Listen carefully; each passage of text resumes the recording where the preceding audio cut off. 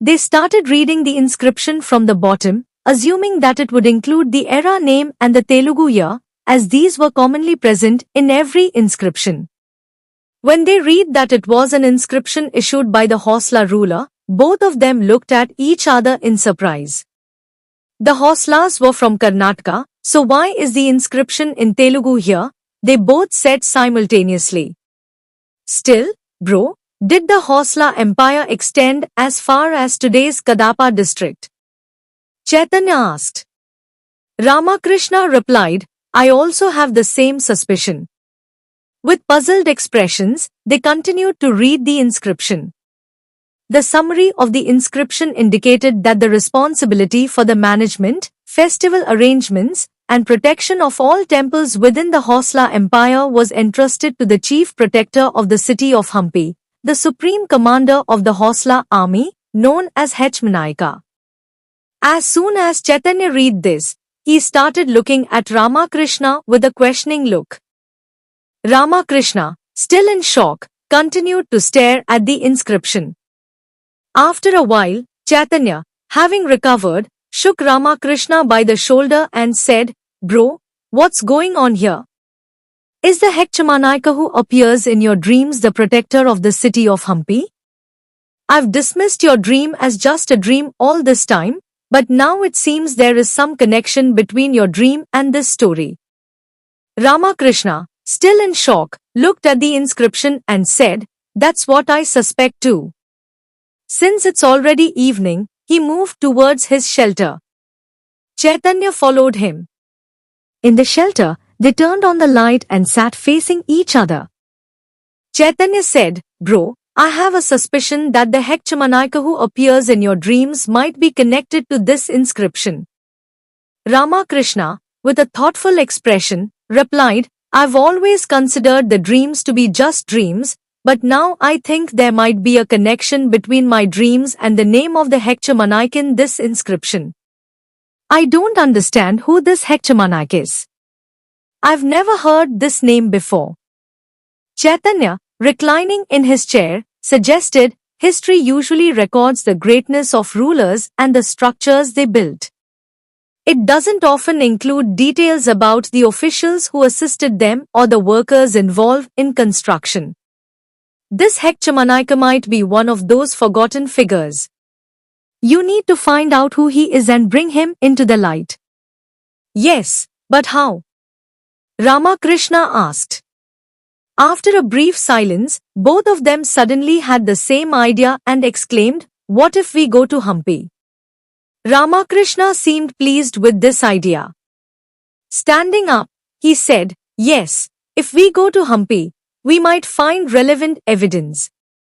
The next day, Ramakrishna set out towards Hampi with a week-long supply of provisions. He decided to spend a day in his grandfather's village in Anantapur district on the way. As evening approached, he entered the village. The villagers, seeing him for the first time in many years, watched him curiously. Ignoring their stares, Ramakrishna parked his jeep in front of his grandfather's house. Years ago, after his parents died in an accident, Ramakrishna's grandfather had taken him away from that village and moved to Vishakhapatnam. Ramakrishna was only 7 years old at the time. Since then, neither Ramakrishna nor his grandfather had visited the village. That's why the villagers didn't recognize him and saw him as a stranger. However, Ramakrishna could still recognize some of them. He got out of the jeep and went directly to the house's entrance. The door was locked, so he began to break the lock with a nearby stone. Some villagers who had been watching him approached and asked, Who are you? Why are you breaking the lock? Feeling a bit annoyed by their brusque tone, Ramakrishna replied, I am the grandson of Venkataswamy, the owner of this house. I just wanted to see the house. Since there was no key, I am breaking the lock. Before he could finish his explanation, they began bombarding him with questions about Venkataswamy, asking where he was, how he was, and more. The villagers continued to ask question after question without giving Ramakrishna a chance to answer. Meanwhile, everyone around was treating him with respect. "Come to our home," said Mangamma, taking the stone from Ramakrishna's hand and guiding him inside. Despite his protests, she led him into her house, saying she would return shortly. Inside their home, Mangamma's son and daughter were fighting over the TV remote on the sofa. Mangam told them to move aside, saying, "You always fight over the remote. Will you stop this quarrel now?"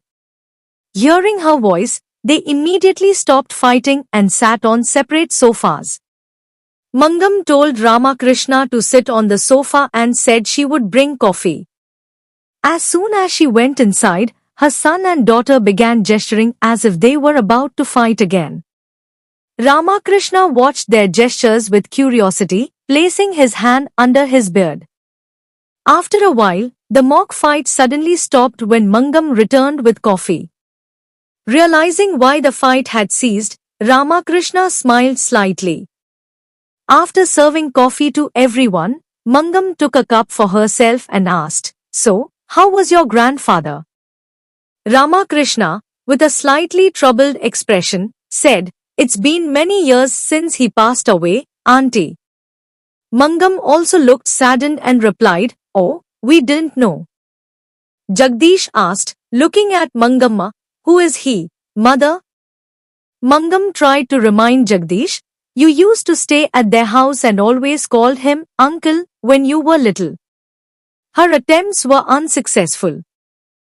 Ramakrishna then said, "It's okay if Jagdish doesn't remember things from his childhood. Forget it, auntie," and Mangamma, pointing to her daughter, said, "Do you remember, Ramakrishna, how Sneha never had a moment's peace with you when you were little? She always used to argue with you." Ramakrishna recalled how he and Sneha used to argue often.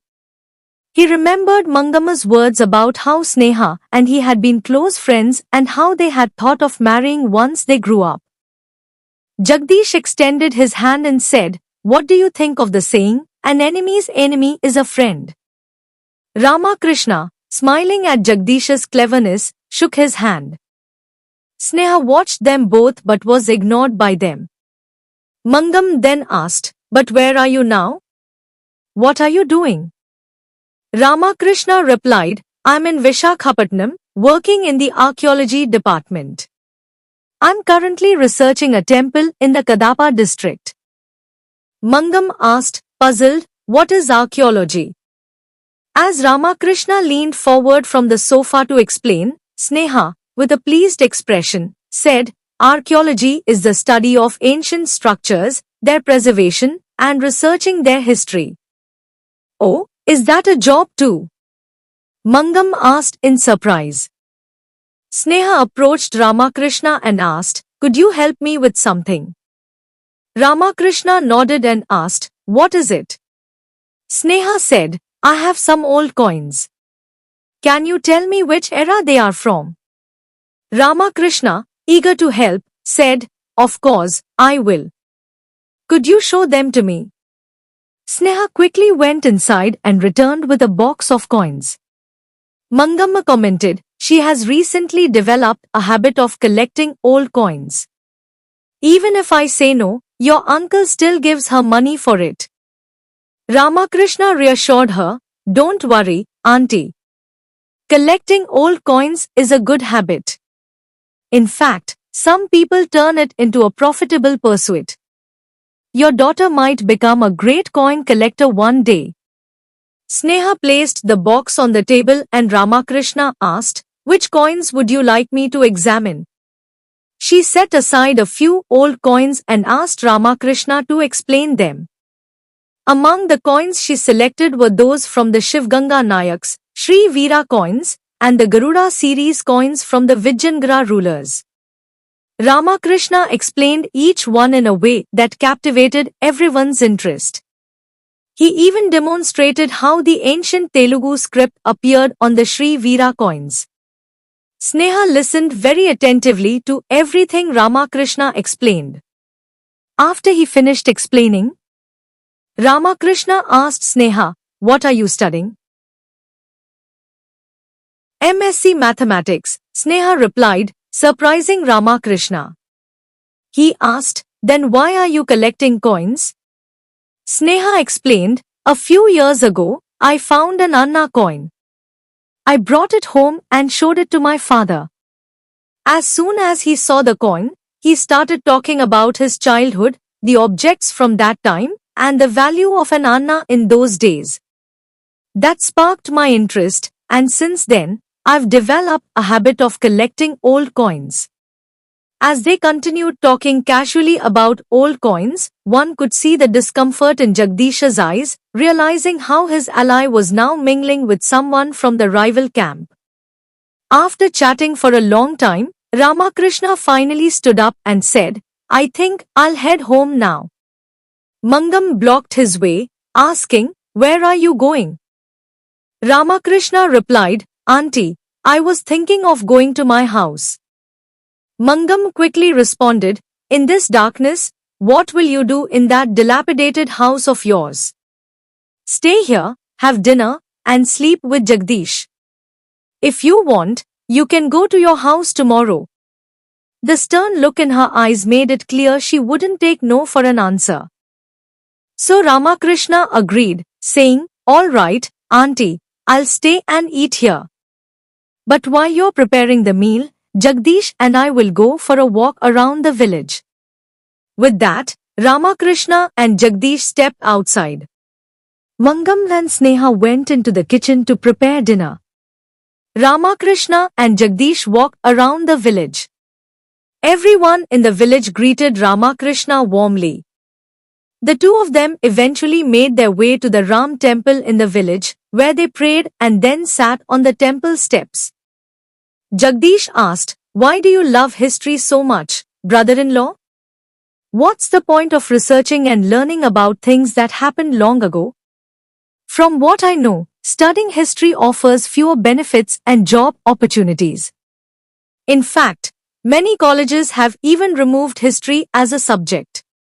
Isn't that right, brother-in-law?" Usually, Ramakrishna gets angry when anyone speaks dismissively about history. Though he felt anger towards Jagdish, he concealed it with a smile and asked, "Jagdish, suppose you wrote the wrong answer to a question on an exam, and tomorrow you get the same question on another exam. What would you do then?" Jagdish replied, "What's the big deal? This time, I'll write the correct answer." Ramakrishna, still smiling, looked at Jagdish and said, "But you can only write the correct answer tomorrow if you know that what you wrote yesterday was wrong, right? To know if what you did in the past was right or wrong, you need to understand the past. History is the same. If we don't learn from the mistakes made in the past, we will always face failures. Every other subject may have an end somewhere, but history isn't like that. The more you dig into it, the deeper it gets. As long as time continues to pass, history will exist. I really enjoy uncovering this endless vastness. And as for the notion that studying history doesn't lead to jobs, what do you mean? You need to have skills. There are many opportunities in archaeology departments, government and private museums, numismatics, and history teaching fields." After hearing this, Jagdish clapped lightly and said, "Wow, great answer. Keep it up." Jagdish reached out his hand as if asking for help to stand up. Ramakrishna, grabbing his hand to help him up, laughed and said, "I'm not that heavy, you know," and helped Jagdish up as they headed back home. As soon as they returned to Jagdish's house, Chalpati uncle had also arrived. He recognized Ramakrishna and greeted him, reminiscing about some memories from when Ramakrishna's father was still alive. Meanwhile, Mangam aunt called everyone for dinner. After everyone had finished their meal, Ramakrishna was compelled to stay the night in Jagdish's room, so he stayed there. For the first time in a long while, he felt like he had slept peacefully. The next morning, Ramakrishna woke up early and went to his old house. He broke the lock and went inside. The entire house was covered in dust. As he looked around at the belongings in the house, some childhood memories started to come back to him. Finally, when Ramakrishna entered his grandfather's room, he found a box that belonged to his grandfather. He opened it and found some family photos along with his grandfather's diary. He began reading the diary, which contained important details written by his grandfather, his birth date, the mischief he got into as a child, and how he once had a severe fever that wouldn't subside despite many treatments until a Buddhist monk from Sri Lanka cured him with a special talisman. The diary also mentioned how losing his son and daughter-in-law in an accident had deeply troubled him, leading him to leave the village and go far away. After that, the diary had no more entries, the remaining pages were blank. After reading it, Ramakrishna felt a sense of happiness at learning new things about his grandfather that he hadn't known before. He decided to repair the house, bring it back into use, and preserve it as a remembrance of his family. He discussed the repairs with Chalpati uncle, handed him the money required for the repairs, and prepared to leave for Hampi. Just then, Jagdish said, "Brother-in-law, I'm getting really bored here during these Sankranti holidays. I'll come with you to Hampi." Ramakrishna also felt that traveling such a long distance alone would be a bit boring, so he thought having Jagdish's company would make the journey more enjoyable. He agreed and signaled for him to come along. Within a minute, Jagdish appeared in Ramakrishna's jeep, ready to go. "Sneha, are you coming to Hampi as well?" Ramakrishna asked. She replied, "I want to, but I need to prepare for my semester exams. I'll come some other time." Accepting her decision, Ramakrishna and Jagdish bid farewell to Mangamma, Chalpati, and Sneha, and drove their jeep from Anantapur towards Hampi, taking the road through Bellary. As they crossed the Karnataka border, they read a sign put up by Karnataka Tourism that said, "Karunadu Kamadhenu, Kannada Kalpavriksha," marking their entry into the state of Karnataka. They stayed overnight at a lodge in Hospet and set off the next morning. While driving, Jagdish asked Ramakrishna, "We are going to Hampi, right?" Ramakrishna shook his head sideways and said, "No, we are going to a place called Anegundi." Jagdish, surprised, asked, "What's that?" "I thought we were going to Hampi." Ramakrishna explained, "Yes, but I've heard that descendants of the Vijayanagara dynasty live in Anegundi. I want to meet them first before we head to Hampi." Amazed, Jagdish asked, "Do you mean descendants of Sri Krishna Deva Raya?" Ramakrishna smiled slightly and said, "The Vijayanagara Empire is not just about Sri Krishna Deva Raya. The empire was ruled by the Sangama, Saluva, Tuluva, and Aravidu dynasties. I'm not sure which dynasty the current descendants belong to, but I'll find out when we meet them." Jagdish, scratching his head, laughed and said, "The only name I remember from the Vijayanagara Empire is Sri Krishna Deva Raya. Don't confuse me with all these new names." Both of them laughed as they entered Anegundi. After parking the jeep, Ramakrishna hung his camera around his neck and started speaking in Kannada with some locals to gather the information he needed. He then took Jagdish to a palace-like house, only to find the main gate closed. Ramakrishna asked the watchman if they could meet the people living there, but the watchman, speaking in Hindi, told them to leave, saying it wasn't possible. Since Ramakrishna wasn't very fluent in Hindi, he couldn't fully understand what the watchman was saying and kept insisting that they be let inside. The watchman, however, continued to tell them to leave. Observing their exchange for a while, someone from inside the house gestured to the watchman to let them in. Finally, the watchman allowed them to enter. Ramakrishna and Jagdish, feeling relieved, entered the house and introduced themselves to the man inside. They explained that they had heard the descendants of the Vijayanagara rulers lived there and wanted to meet them.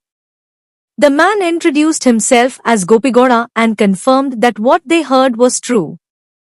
However, he added, the descendants of the Vijayanagara rulers used to live here and maintain the traditions from the royal era. But a few years ago, they settled abroad. They have appointed me as the manager to oversee their businesses and properties here. Currently, I'm the only one living in this house. Ramakrishna felt quite disappointed upon hearing this. Noticing his disappointment, Gopigowda said, "It seems like you've come here on an important mission. Please tell me what it is. If needed, I can help you get in touch with them." Feeling a bit relieved, Ramakrishna asked, "Is there anyone who was known as Hachmanayaka, a commander under the Vijayanagara rulers?" Gopigowda thought for a moment and said, "Yes, there was a commander named Hachmanayaka. He was a wrestling warrior and served as the protector of Hampi." This piqued Ramakrishna's interest even more, and he eagerly asked, "I need all the information you can provide about him." Gopigowda sighed and replied, "I don't know much about him, but there's a man in this village named Rangana who narrates Harikatha stories.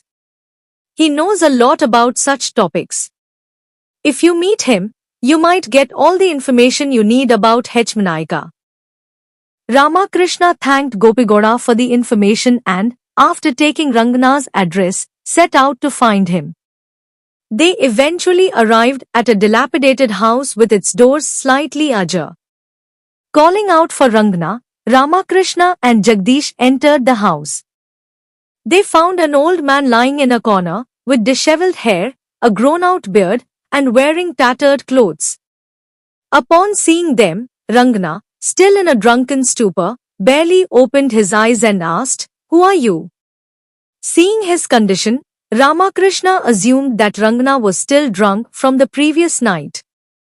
He introduced himself and asked, "I heard you were once a great Haridasa. Why are you in this state now?" Rangana let out a bitter laugh, slowly got up, and leaned against the wall. "Haridasa, those days are long gone. It was because I relied only on those Harikatha stories that I ended up like this. No work to do, no opportunities for the work I could do. And who has the patience to listen to Harikathas in this age? People barely have time to watch TV serials," he said with a hint of bitterness. Ramakrishna interrupted, saying, "I came all the way here to listen to the stories you tell."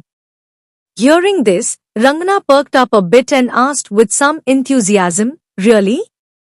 What story would you like to hear? The Ramayana? The Mahabharata?" Ramakrishna asked, "I want to know about a man named Hachmanayaka. Can you tell me about him?" Rangana, pointing to his hand, said, "I haven't told stories of heroes like Hachmanayaka or Sangoli Raina much. To recall and narrate those stories, I need something, some drink." Understanding what Rangana was asking for, Ramakrishna told Jagdish to wait there and went outside. He returned with a black cover containing what Rangana needed. As he was about to hand it over, Ramakrishna asked suspiciously, "What if you drink this and then pass out? Who will tell me the story?" Rangana laughed and said, "Sir, if I don't drink, I remain in a daze. Once I've had a drink, no one can stop me. Just wait and see." He snatched the cover from Ramakrishna's hand, smelling the bottle inside even without opening the cap. As Rangana started opening the bottle, Ram, posted by